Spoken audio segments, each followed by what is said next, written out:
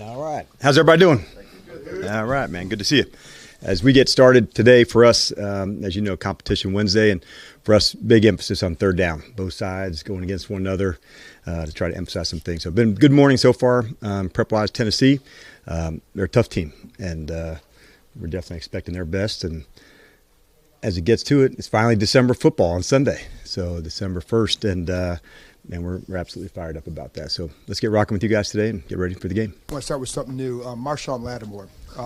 What's he gonna be able to do today and maybe this week? You know what's awesome? We're gonna get some first shots at practice with him today, and we're really following a rigorous process with him, John. And that's not just with Marshawn, but like with especially with soft tissue injuries. And we got a great staff, and they're working together also with him. And the feedback that goes with it, and also, keep him safe as well. And but we are pumped to get him back out on the field. It's hard to predict, on soft tissue injuries, and so it'll be awesome to have him back out, working into practice today. What will Brian Robinson be able to do? The two guys that will be out today will be Austin Eckler and Andrew Wiley. Both are in the concussion protocol, and everybody else will be practicing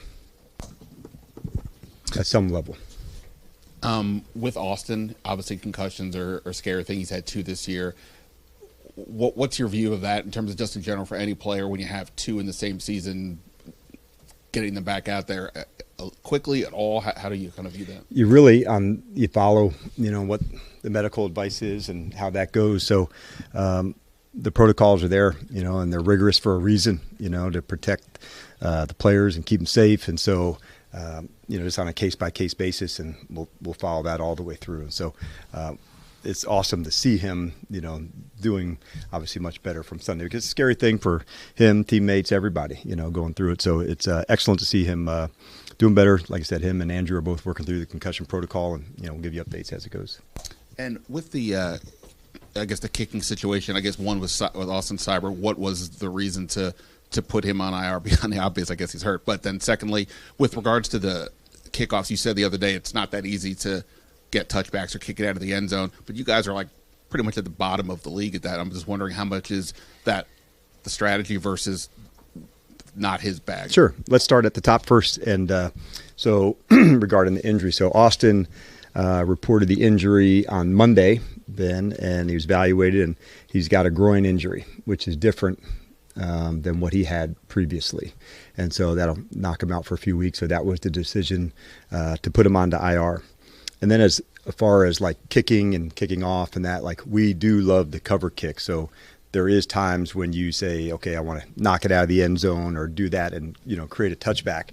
And that's what I'm referring to. There's times when you can, and there's also times when you won't be able to due to weather and wind and as that goes. So I hope that answers both sides of that. Sorry, back to Marshawn. Sure.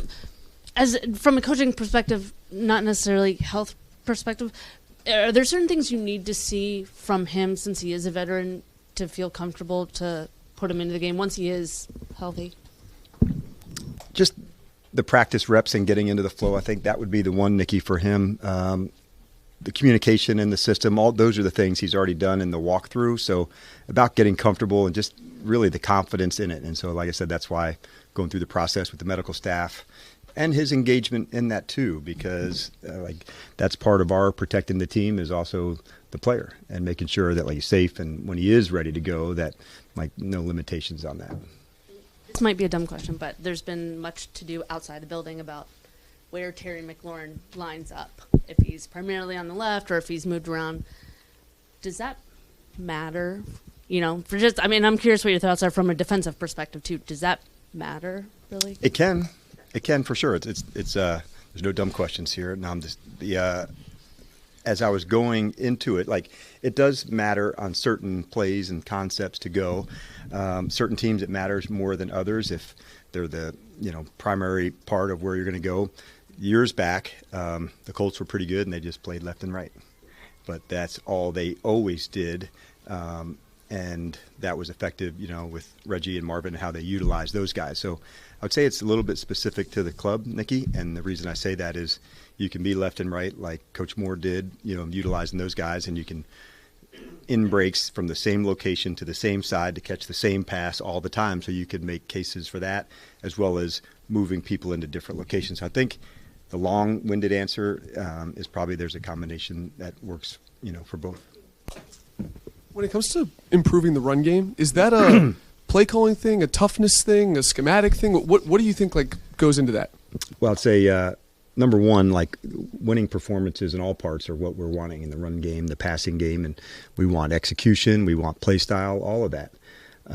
We want it to happen a lot, so we need to train it a lot.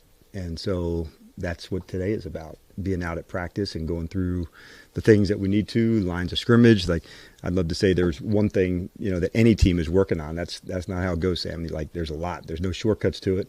You got to put the work in. You got to go through the combinations. You got to go through, this front versus different front, this team versus that team. So it's literally about improvement, and it's honestly what we're going to relentlessly chase. So that's why I love practices like we, today and tomorrow and this week, where we're able to fully do everything that we need to do. And there's no shortcuts to that, man. You just continue to just absolutely chase after it. What makes Tennessee's run defense so good, and is that a particular challenge, I guess, this week? It's an excellent challenge. Really stout inside. I thought, honestly, that their whole defense has really played tough. They've played well on third down. They're square in how they play. The linebackers can get downhill. I've been very impressed about what I've seen so far from them. They got good size inside, mixed between 4 down and 5 down, so for sure a challenge. You've talked throughout about how you take everything week by week by week, and there's a plan. Does any of that planning or urgency or any of that change after 3 straight losses? For myself, there's always a bigger picture of things, what's a trend and where do you want to go, and I'll express that to the staff and to the team. But you do dig into the team, and then you emphasize the things that you want to work on this time right now. And so you don't pick 15 different things to work in 1 week of practice. This is something you want to improve on. Let's put the work in to do that. So after 3 losses, it's challenging. It's the most challenged we've been so far. It's confusing, frustrating, all of those things. That's also part of competing and knowing how to handle those emotions and dig in on the things that you need to dig in on. And that's what we intend to do. And then I'm guessing some of this is just situational, coincidental, opportunities, whatever it is. But the numbers of 4th down attempts to go for it have just kind of diminished a bit. Is that a result of less efficient offense, or are there more factors to not going for it on 4th as much over the last 3 weeks? Most of the time it's distance, that comes into the factor, whether you're how far away. And I would say going into it, there's plenty of times where if we get to this mark, we would be going. Sometimes you meet that mark and you go. Other times you don't, where you have to kick or punt, and other times it never even comes up, because I would say, hey, if we get to this spot, this is a time we're going to go. So I wouldn't dig too much into it. I've stayed consistent with that, but part of not playing as well on 3rd down over the last few weeks, I think would probably lean into that as much, because it's not necessarily an attempts thing as it is a distance thing. You mentioned the challenge of 3 straight losses. In your experience throughout this league, what worked best to get you out of that? Yeah, that's exactly what I visited with staff and the team, because you can press and feel tighter about it because you want it so badly to go. And I wanted to make sure the play style and identity. Jake, that's such an important thing to make sure, above all else, this scheme, that time, that 4th down, that, whatever we thought, it's so important to make sure that comes across. When you and our fans and families and everybody watch us play, they say, okay, I feel that. And that's where you start. You want to make sure whatever's caused any clutter or gray, let's move that out and make sure featuring the things that we do really well and dig in on those really hard. So there's not, like I said, a formula to it other than, we want these performances to be right. There's no shortcuts to it, but it does come from practice, Chick. Honestly, that's where it's driven from, and you go for it from that spot. Away from your team, this is the 17-year anniversary of the passing of Sean Taylor. Some of us were here during that time. I think you were a D-line coach with the Jets. What do you remember about seeing that guy play? Yeah, man, I'm really glad that you brought that up, and I was not aware of 17 years for that.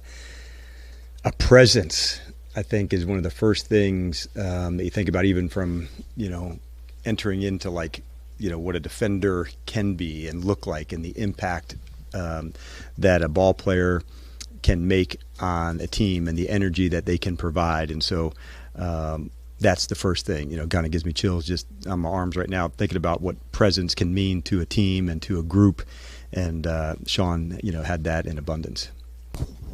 Dan, you said that word urgency, and clearly everybody in that building has an urgency to end this losing streak. Is there a balance you have to strike of maybe not pressing or a concern of the players might try to do too much on the field to kind of help turn the tide? Yep, that's a fair question, and definitely something that you want to over-try. I'll make this one. You don't have to put the cape on, man. All of us got to do our role really well. And that's, kind of what you want to drive home and stay consistent with. And the things that help with that are the reps at practice and doing what we do really well. Like this group, I have a ton of confidence in.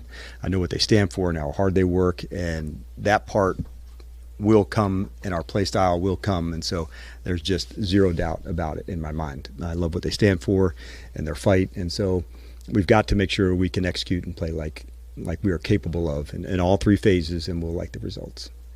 It's the holiday season, always a special time. It's a time of reflection as well. So I'm curious, what are you thankful for? What are you grateful for this year?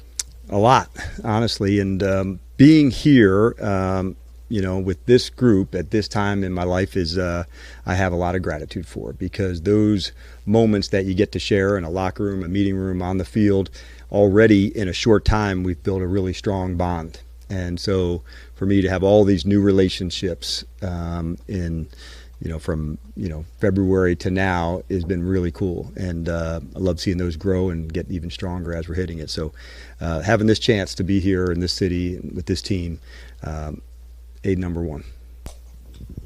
Bringing in some of the veterans before the season, like Bobby Wagner and Zach Ertz and Austin Eckler and company.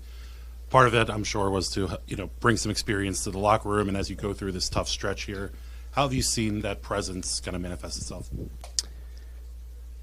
Leading, honestly, and it is everybody doing it in their own authentic way. And so it's not always me, being out in front of the one talking. You hear it from Zach, you hear it from Wags, you hear it from others that are doing that in their own way. And I love that about them, to say, I'd like to hit the team, I'd like to talk to this. And my answer is always yes, because they want to demonstrate they've been in the fights. They know what it is. Lean on me. I'll help you. They had talked just today, to some of the guys about what we can do. And it's really awesome to see from the coaching perspective when these other men who you have such respect for and regard for step out there. Because that's the hard part of leading. You don't get to step out there and step back when it's comfortable for you. If you are, you're out there. And people like that you referenced, these are the people you'd want to be led by, and because they live it, they're able to tell it, and they're also able to receive it, in the performance or whatever went into the space. And I think those are really important things for a leader to be able to do. Got time for two more? Coach, you mentioned up top that you're getting into December football. As you approach this final stretch of the season, what's different about the play on the field or the preparation as you get closer to the end of the regular season?